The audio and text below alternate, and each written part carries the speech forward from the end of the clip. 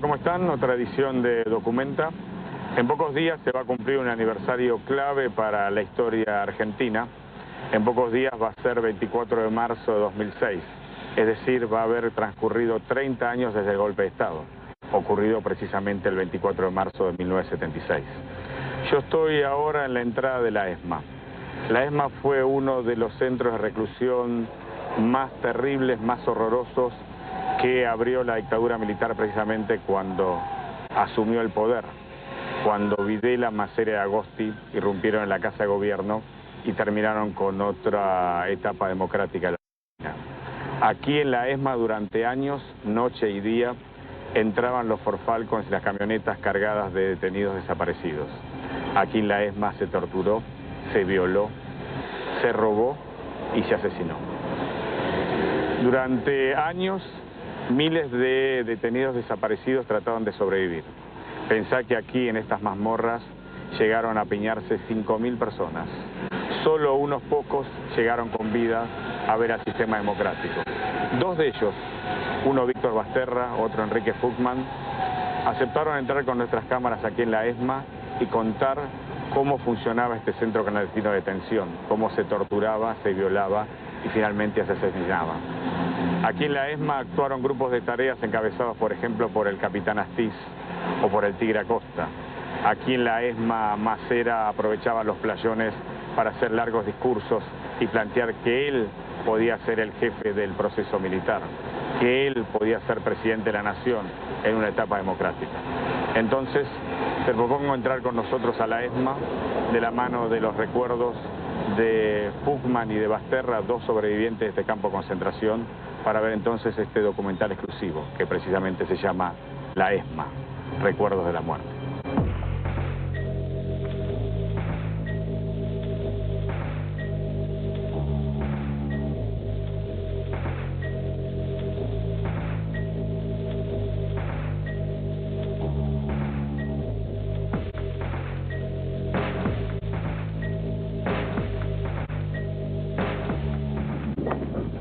En la Escuela de Mecánica de la Armada, nuestras cámaras registran la ceremonia que hoy, 2 de noviembre, se cumple en memoria de los muertos por la patria y en actos de servicio. Personal de la Escuela de Mecánica de la Armada, buenos días. Buenos días.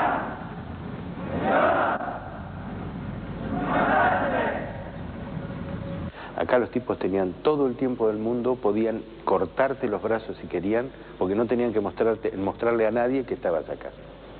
No les importaba. Entonces podían hacer cualquier cosa con uno. A las compañeras no les pegaban. Pero a Teresa la uruguaya, cada vez que iba al baño, la violaban. Entonces, si iba una vez al baño, la violaban una vez, si iba 2 veces, la violaban 2 veces, si iba 3 veces, la violaban 3 veces. Esto fue capuchita para nosotros. 1975 fue un año difícil para la Argentina. La violencia se hizo constante. Los sangrientos operativos de la guerrilla y la AAA gestaron una sensación de descontrol que alcanzó a todos los sectores de la sociedad. Luego de la muerte de Juan Domingo Perón, su esposa María Estela Martínez se hizo cargo de la presidencia.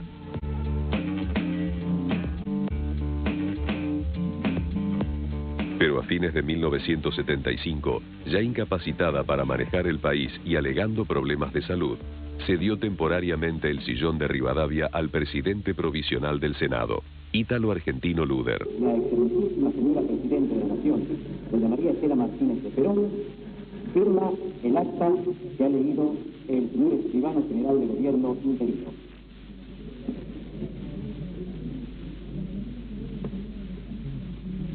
No hace ahora el señor. Cuando Luder llegó a la Casa Rosada, los militares lograron que el presidente provisional firmara un decreto que autorizaba a aniquilar la subversión. Un eufemismo legal que escondía los conceptos de represión ilegal, desapariciones y violación de todos los derechos humanos. Con el decreto como estandarte, comenzó el operativo Independencia. El ejército desembarcó en Tucumán, donde la guerrilla se había hecho fuerte. Allí comenzaron los primeros pasos de la represión ilegal en la Argentina. En 1977, ya como presidente de facto, Jorge Rafael Videla se mostraría orgulloso de esa masacre. Tucumán, 24 de septiembre. Como si la voluntad de Dios quisiera demostrar sobre estas tierras de cuánto es capaz el ejército argentino cuando lucha por la libertad, la paz y la justicia para su pueblo. Cuando Isabelita regresó al poder, las Fuerzas Armadas ya habían decidido terminar con el sistema democrático. En los primeros minutos del miércoles 24 de marzo de 1976, la viuda del general Perón salió en helicóptero por los techos de la Casa Rosada. Había sido arrestada por los militares que la destinaron a la residencia El Mesidor en Villa La Angostura, provincia del Neuquén. El 24 de marzo de 1976, los argentinos se enteraban del golpe de Estado a través de los medios de comunicación. Comunicado número 1 de la Junta Militar. Se comunica a la población que a partir de la fecha el país se encuentra bajo el control operacional de la Junta Militar.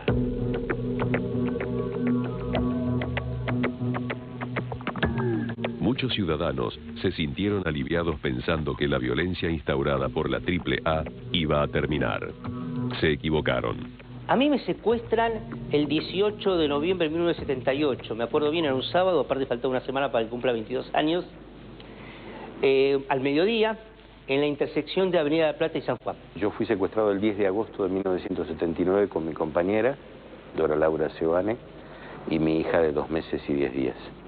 Poco después de asumir, la Junta Militar encabezada por el general Jorge Rafael Videla, el almirante Emilio Eduardo Macera y el brigadier Orlando Ramón Agosti firmó el acta para el proceso de reorganización nacional.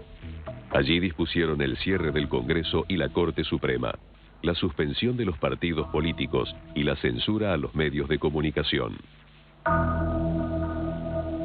Iniciativa del secretario de Prensa de la Presidencia de hacer esta demostración, anticipando la celebración del Día del Periodista como una muestra de respeto y de afecto a los hombres que tienen esa noble pero delicada función de informar y fundamentalmente de formar opinión.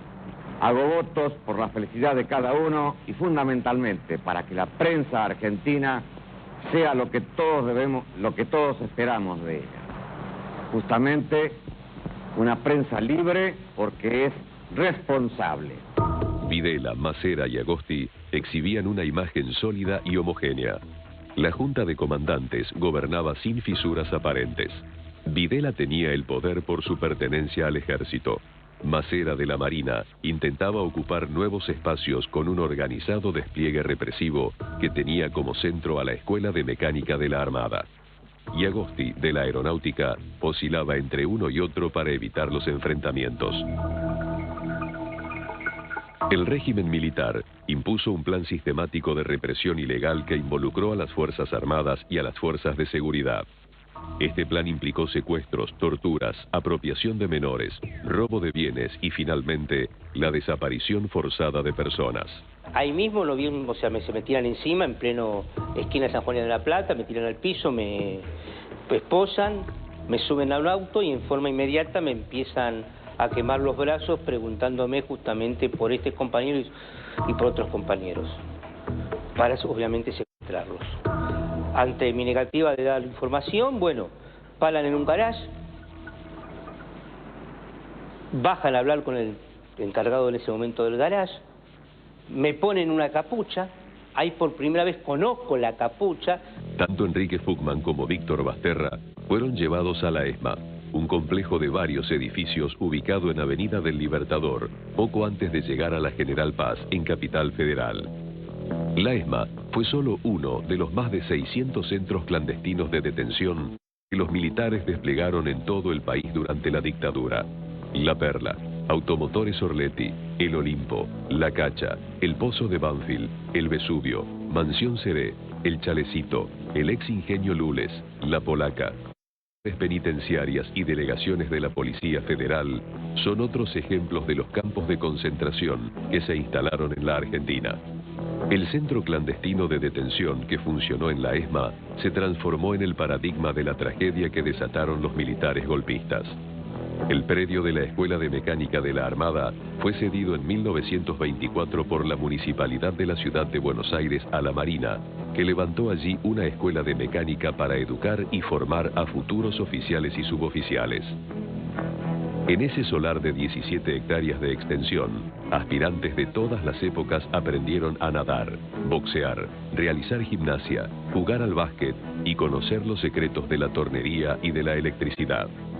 En el año fines de los 50, principios de los 60, yo venía por acá. Venía por la parte de atrás. No existía la Lugones, no existía el círculo policial, no existía el campo de deportes de la Escuela de Mecánica de la Armada. Eso era todo como una especie de bosquecito cruzado de riachos y el río. Y me acuerdo que venía con mi hermano, es más, con un amigo vinimos a tirar con una carabina. Y me acuerdo que era un lugar, parecía, no sé, nos daba la sensación de que era como una especie de paraíso. Con la llegada de los militares al poder, la ESMA ocultó un siniestro campo de concentración que funcionó desde marzo de 1976 hasta mediados de 1983. El líder de este centro clandestino era Macera, conocido como Cero o Negro, quien, argumentando estar a favor de la vida, decidía el destino de todos los que ingresaban allí por la fuerza. Es verdad, pero no toda la verdad, que esta es una guerra entre los idólatras de los más diversos tipos de totalitarismos y los que creemos en las democracias pluralistas. Es verdad, pero no toda la verdad, que esto es una guerra entre la libertad y la tiranía. Lo cierto, lo absolutamente cierto, es que aquí y en todo el mundo, en estos momentos, luchan los que están a favor de la muerte y los que estamos a favor de la vida. El predio de la Escuela de Mecánica de la Armada está compuesto por varios edificios: enfermería, escuela de guerra, un departamento de ingeniería, talleres y un campo de deportes. Pero uno de ellos, el Casino de Oficiales, fue elegido para montar el centro de operaciones de una maquinaria de tortura y horror. Bueno, cuando llegan acá, la bienvenida que me dan parecía ser la común de todas, ¿no? Que daban a todos, se soy de vestido, se me hace acostar en una cama metálica y se me empieza a torturar.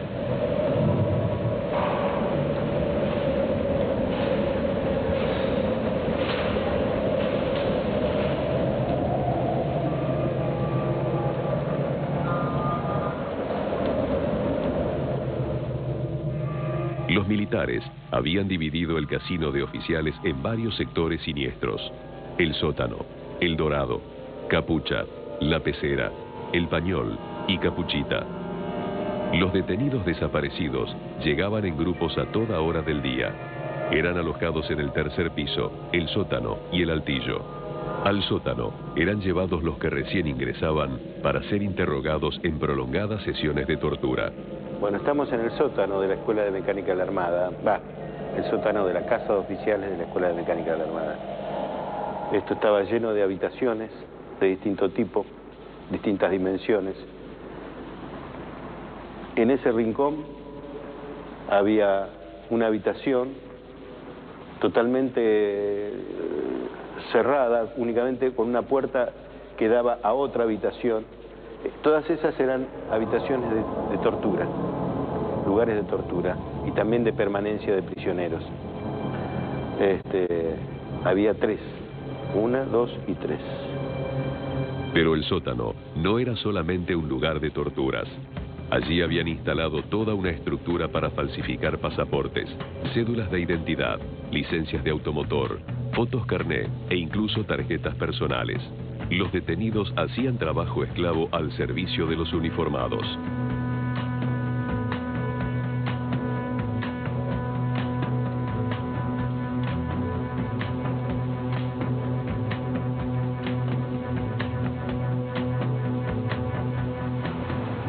Sin embargo, ese trabajo obligado hacía que los prisioneros se alejaran, al menos momentáneamente, de los temidos traslados. Víctor Basterra bajó al sótano a los pocos días de ingresar en la ESMA. Sus conocimientos en fotografía lograron que fuera útil para los torturadores. Si bien este es un lugar emblemático, porque acá se torturaba a la gente. Acá se bajaba por esas escaleras, se torturaba a la gente. Este era un lugar de tortura. Y después de falsificación. Este era, digamos, la cueva del delito, digamos, ¿no? Y acá había una pared, y de este otro lado estaba la imprenta. Acá había toda una imprenta. Luego había una habitación que servía de oficina. Luego había una pequeña habitación que era una sala donde se hacían los sellos. Se trabajaba con fotopolímero, todas esas actividades. Y luego comenzaba lo que era el laboratorio. En condiciones infrahumanas, los que pasaban largas horas en el sector llamado documentación inhalaban sustancias tóxicas. Es por esto que muchas veces parecían semidrogados. Luego acá había un comedor, así le decían, donde había una mesa grande, que los prisioneros que estábamos acá cumpliendo tareas como mano de obra esclava, comíamos ahí. Recuerdo que había un televisor blanco y negro que siempre estaba, se le iba la imagen porque estaban torturando gente, justamente en una habitación de al lado, que era la más grande de las salas de tortura, que le decían la huevera. La huevera porque estaba toda recubierta con envases de huevos. Basterra tuvo el coraje de guardar muchas fotos de los genocidas, que sirvieron para revelar sus verdaderas identidades en el juicio a las juntas.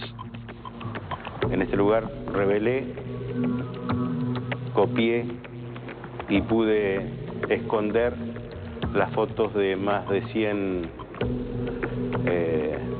secuestradores, violadores, ladrones y asesinos. Pude, en este otro lugar que era el de documentación, llegué a hacerle, por orden de los marinos, los pasaportes a Licio Gelli, que era era el jefe de una logia masónica supuestamente, que en realidad era una especie de banda de mafiosos, que se llamaba Propaganda Due. Acá había un pasillo que unía todo, y en algún momento le pusieron como nombre la Avenida de la Felicidad, el eufemismo que utilizaban los tipos como una picardía.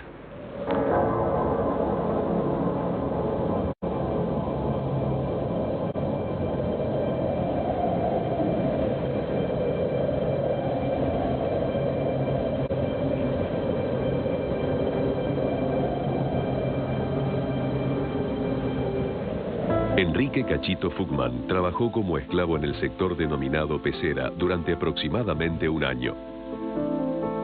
En particular a mí, yo era el que estaba en el archivo periodístico. O sea, acá justamente, a continuación de esta pared, estaba para este lado y hacia allá atrás el archivo periodístico. O sea, el lugar donde guardaban todos los diarios, se archivaban todos los diarios que salían en la ciudad, más todas las revistas que salían en la ciudad.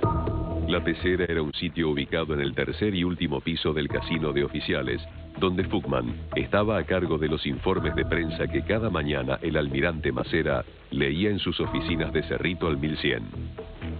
Le decían Pecera porque es un sector que en el medio estaba conformado por un pasillo y alrededor de él había oficinas que tenían una madera hasta esta altura. Y después había vidrios o acrílicos. Entonces, lo que decían los militares era que el que caminaba por el pasillo veía a los que estaban en las oficinas como si fueran peces en una pecera. En la actualidad, la Pecera es un enorme lugar vacío. Pero quienes estuvieron detenidos allí recuerdan perfectamente cuál era la disposición que tenían las cosas. Cuando uno dice, acá estaba el archivo, si nosotros nos fijamos bien, acá contra la pared hay marcas, se ven quizás mucho mejor acá. Todo acá, donde están esas rejas, hay unas marcas y hay unos agujeros, que son donde estaban los tabiques. Acá terminaba el archivo. Estas marcas que se ven acá, es justamente las marcas donde estaba el tabique. Esta era la oficina de Cavallo. Acá estaba Cavallo, el que hoy está detenido en España. En la época que yo estuve secuestrado acá en la pecera, era el encargado de este sector. Con el o Marcelo, Cavallo fue uno de los militares con más poder dentro del grupo de tareas de la ESMA. En los años 90, y después de un oscuro camino, terminó como director del Registro Nacional de Vehículos de la Ciudad de México. Pero finalmente, en agosto del año 2000, fue detenido en Cancún cuando intentaba escapar a Buenos Aires. Y poco después, fue extraditado a España a pedido del juez Baltasar Garzón para ser juzgado por los cargos de terrorismo y genocidio. Yo tengo una dificultad en la columna, provocado por un hijo de puta que me tiró desde acá allá.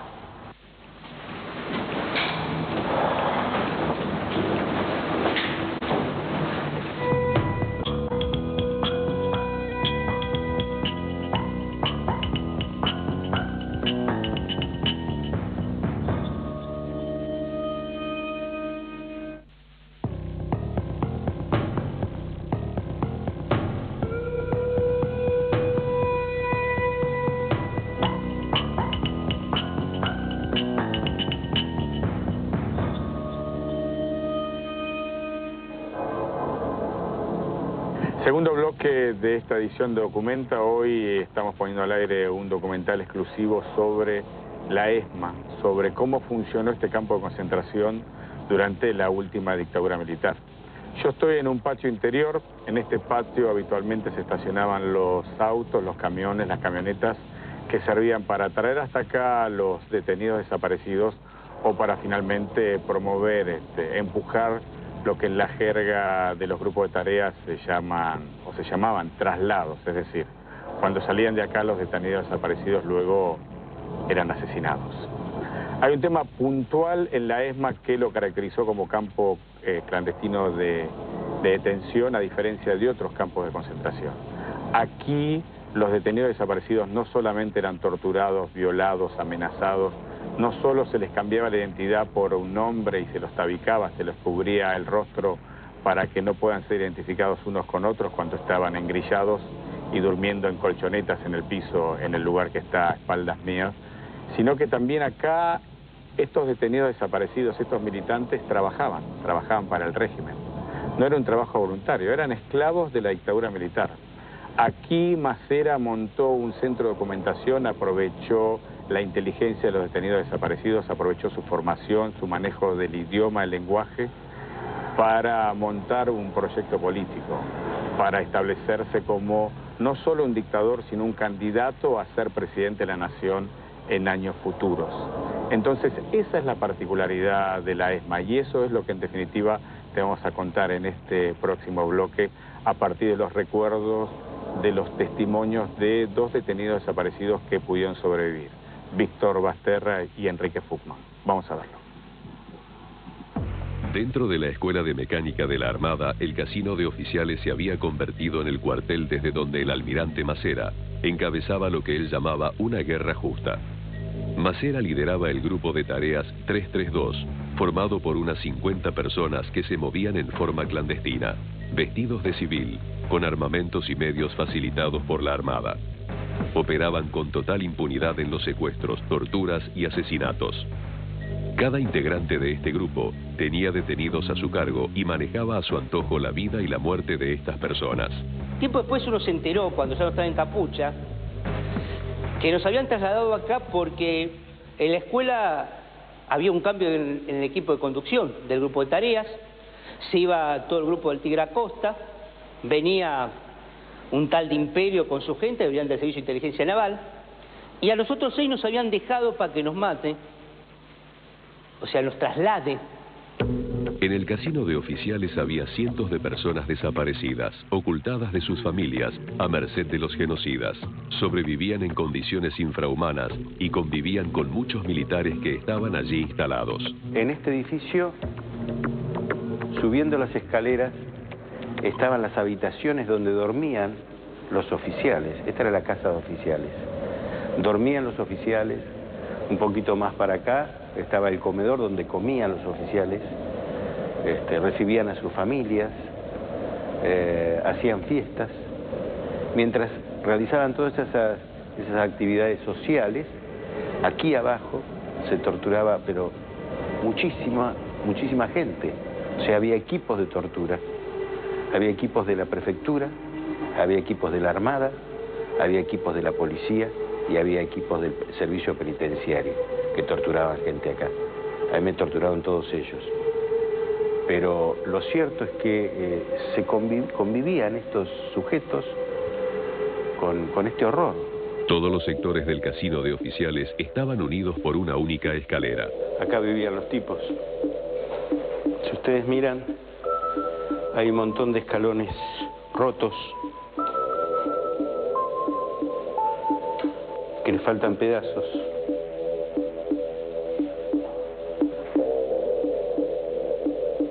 No sé si fue este.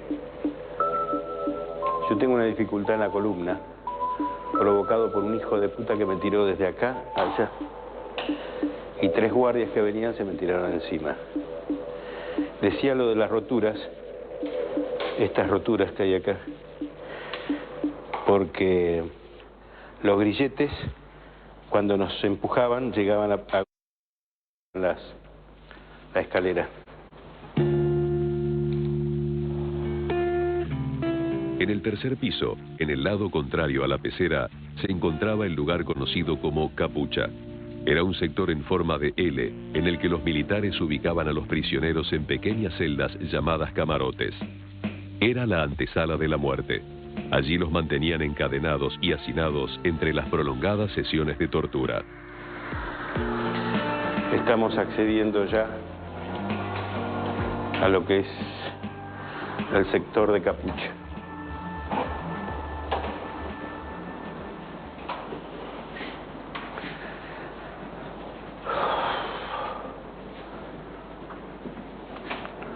Acá era Capucha.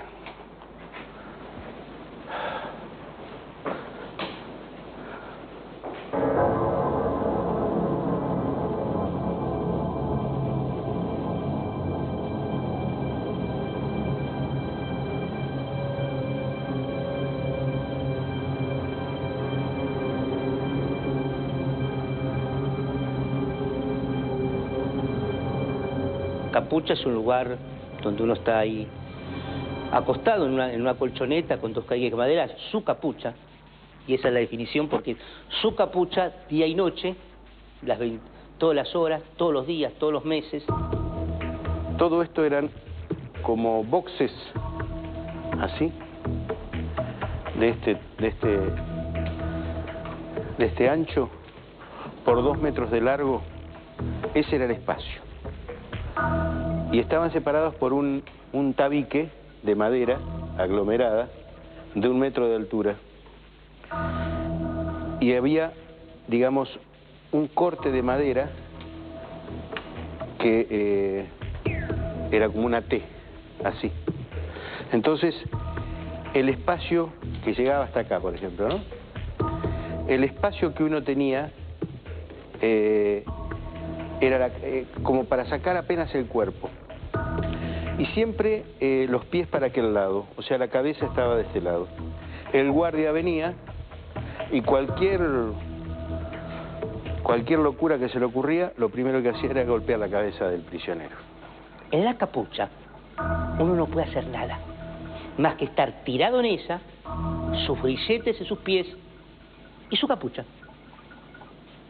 Si uno quiere ir al baño, tiene que llamar al guardia. Y el guardia te lleva, o en el caso de los más viejos, que ya en un momento dado empezábamos a ver, podemos decir, tras la trama de la capucha, vos empezás a ver las sombras que daban las luces, nos autorizaban a ir. Pero vos no podías moverte solo. Si vos te movías solo, eras castigado. Y el castigo significaba los golpes, las torturas.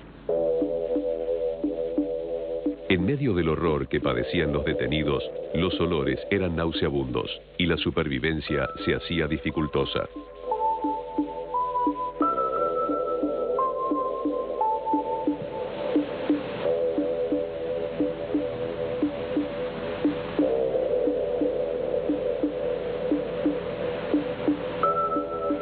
Entre la pecera y capucha se ubicaban los baños y el pañol, un término náutico que designa los compartimientos del buque que sirven para depósito o almacén. En una etapa anterior, en este sector, estaba era el lugar donde guardaban lo que secuestraban de las casas, o sea, lo que se robaban de la casa de los compañeros. Esto era lo que se llamaba el pañol. Un día nos llevaron, un domingo, a una quinta en la provincia de Buenos Aires. Nos llevaron así. Esto de decirnos, miren qué bueno que somos, hasta lo llevamos a una quinta. Se olvidaban que estábamos secuestrados, esclavos. Y cuando estamos ahí en la quinta, un compañero mira, cuando llegamos, y dice, pero estos son mis muebles. Los muebles con que estaban esa quinta, o sea, puesta, eran los muebles del compañero. El momento recordado por Cachito Fuchman fue en el año 1979, cuando el gobierno del estadounidense James Carter envió una delegación para investigar los crímenes de lesa humanidad cometidos en la Argentina. Los miembros de la Junta Militar decidieron hacer una rápida limpieza de la ESMA y llevaron a los prisioneros al Tigre para ocultarlos. Una vez que la delegación se fue del país, todo volvió a la oscura normalidad. La iluminación es la que tenemos ahora, mismos foquitos, era concretamente, son una iluminación muy tenue. Pero estas son las paradojas. Nosotros que estamos acostumbrados a mucha luz, esta iluminación nos puede parecer muy tenue. Cuando yo estaba con capucha, esta misma luz es la luz del otro lado donde está capucha, y para mí esta luz era la que me iba indicando cuánto me faltaba, cuando yo iba del baño a la capucha, para llegar a mi lugar. Y que no me golpee el guardia porque me equivocaba de lugar. O sea, para mí la luz, esta pequeña luz que puede parecer a nosotros que estamos acostumbrados a la luz del sol, para aquel que estaba dentro de la guía. Y era toda su luz.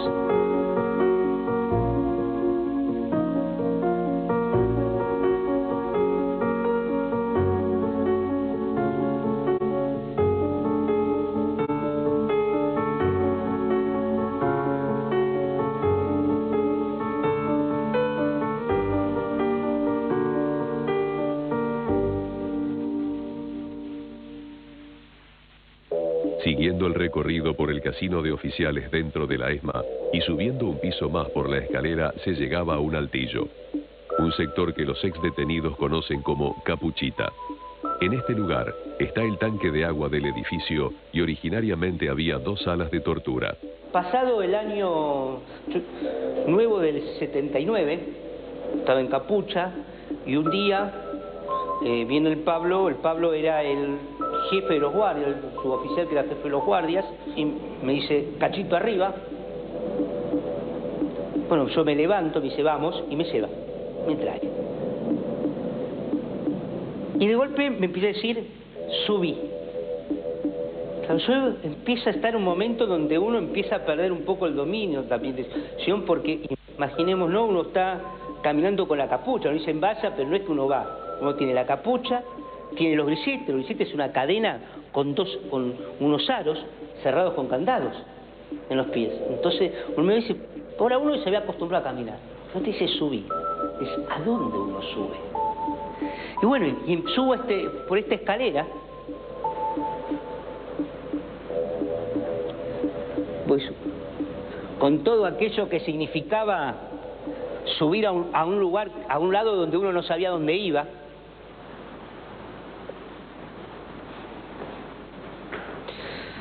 El guardia me rota, me trae más o menos hasta acá y me dice, acostate.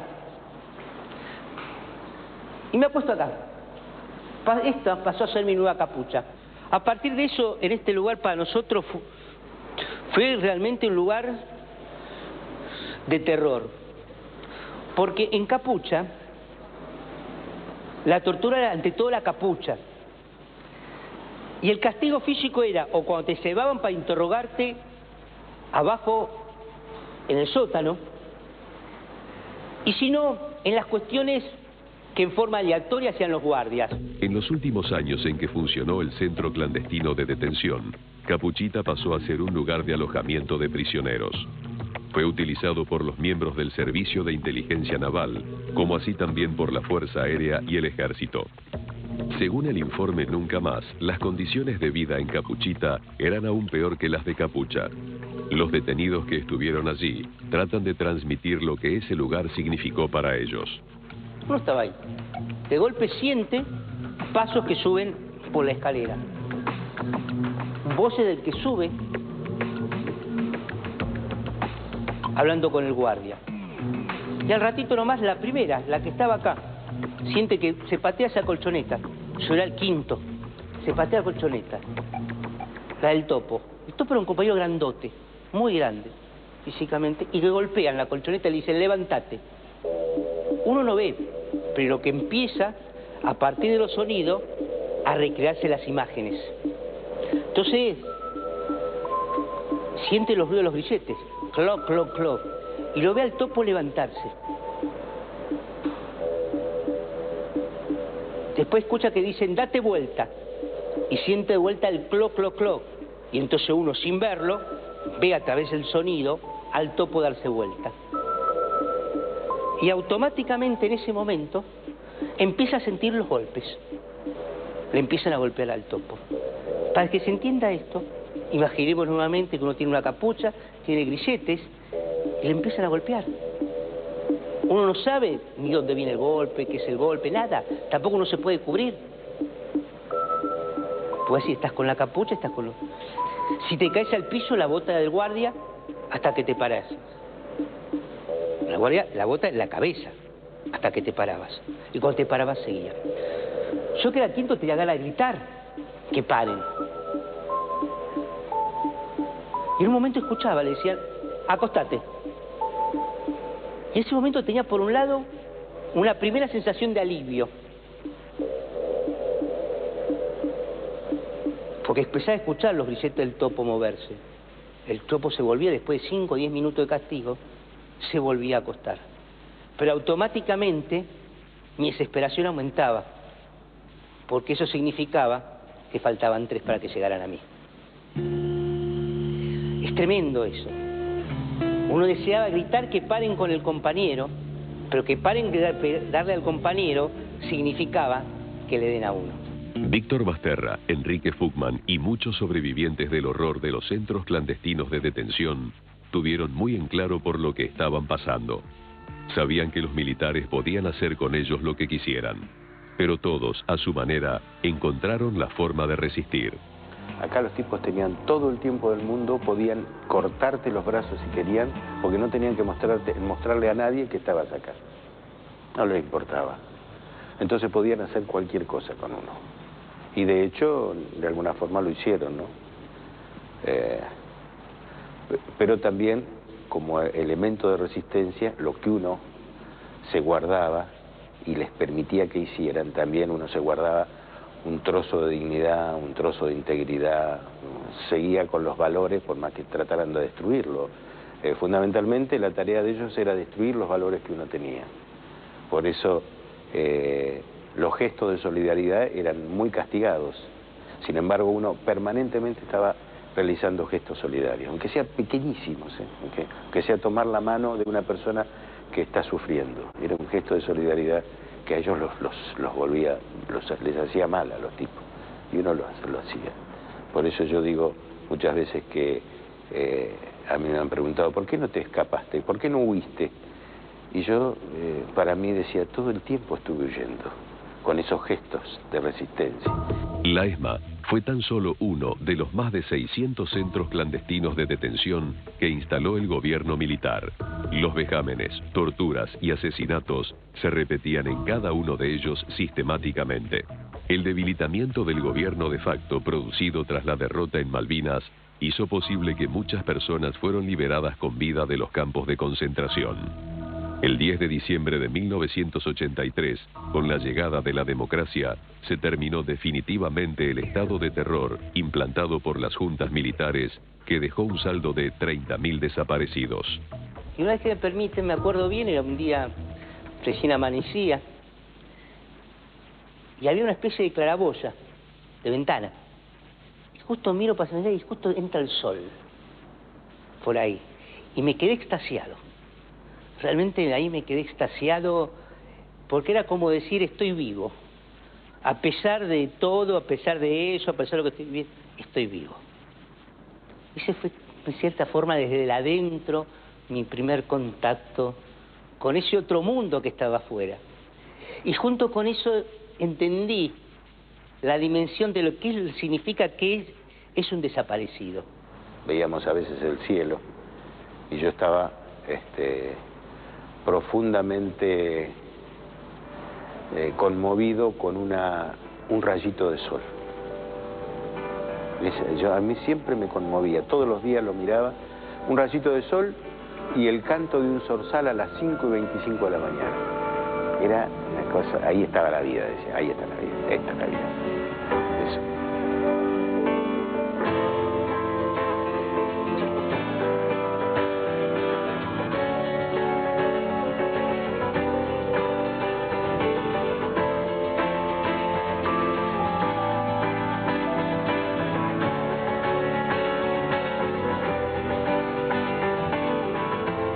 Estamos terminando otra edición de Documenta. Hoy nuestro objetivo fue contarte, narrarte, quizás hasta explicarte qué ocurrió durante la dictadura militar en los años de plomo con los campos de concentración y los grupos de tareas. A mis espaldas vos estás viendo un edificio, eso fue el Casino Oficiales durante la dictadura militar. Allí se torturó, se violó y finalmente se asesinó a muchísimas personas. Pero eso no ocurrió únicamente aquí en la ESMA. Pensá que durante el autodeterminado proceso de reorganización nacional hubieron abiertos más de 600 campos de concentración. Es decir, que el horror que ocurrió aquí en la ESMA vos lo tenés que multiplicar hasta el infinito. Pensá que en definitiva murieron 30.000 personas, desaparecieron 30.000 personas y muy pocos sobrevivieron. Por eso nosotros nos planteamos como experiencia llevar aquí a la ESMA a 2 sobrevivientes, a Basterra y a Futman, para que ellos nos pudieran explicar precisamente qué es lo que había ocurrido aquí. Aquí desaparecieron 5.000 personas. Entre esos desaparecidos estaban Rodolfo Walsh, la estudiante sueca Dagmar Hagelin, las monjas francesas, una de las fundadoras de las Madres de Plaza de Mayo, Azucena Villaflor. Aquí también se empezó a consolidar un proyecto político como el que quería armar, estructurar el almirante Macera. Finalmente, tras la derrota militar en Malvinas, ese proyecto se evaporó y pudo aparecer el sistema democrático. Entonces, creo que todos nosotros tenemos que considerar y pensar qué es lo que ocurrió aquí, como en los otros campos de concentración.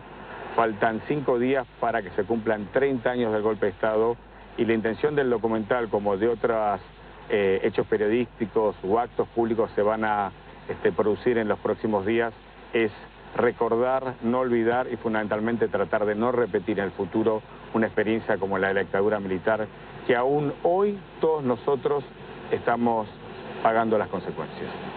Chao, hasta la semana que viene.